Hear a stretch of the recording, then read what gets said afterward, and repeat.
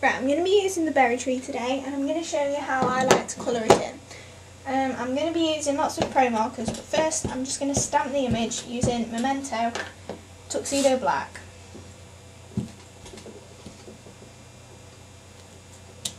Right, so there we've got the image, and use Poppy to dab in all the berries that come on the actual tree.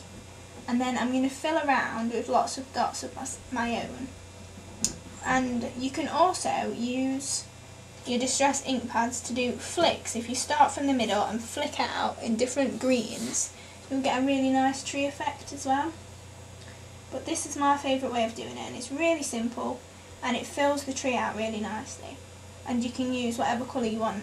Again, you know, if you wanted to do a black and white tree, you can colour all the berries in black and just leave it white, or you can do lots of different grey dots. It's completely up to you. But for this one I'm just sticking really traditional.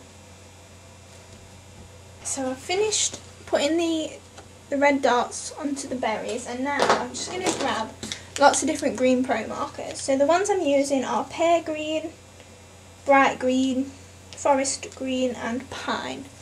And it doesn't really matter which greens you use. Like I say, you just pick up 4 or 5 greens, as many as you want to use, and then just start using this technique with all the different colours and fill out your tree. So I'm just going to dot in between all the red berries. And first off, I'm just using one of the darker greens, but it doesn't matter which order you do it in. So I'm going through all of the sections, and then I'm going to fill around these dots with even more in a different colour green. And it just gives a bit of variation to the colour of the tree, you know, like an actual tree. It's really varied. Now I'm just going to move on to a lighter one this time. Do the same thing, all these dots.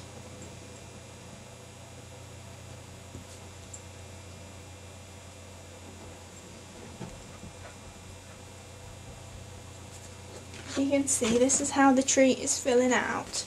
I'll also be putting some glitter on at the end as well.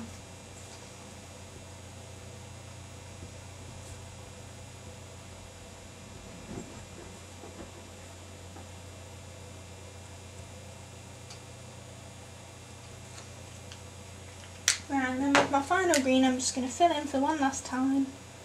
You can go around the star, you can move further out from the branches.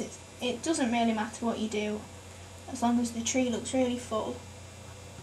I've also tried this by using a brush and all the different green distress inks, and that looks really nice as well.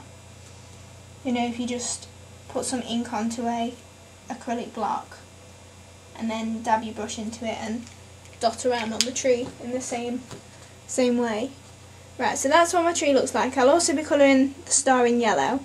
But you can either use the Frantage glitter, which I've used quite a lot, or you can just use your Quicker Glue pen and some glamour dust, and then obviously it'll be really shimmery on your Christmas cards.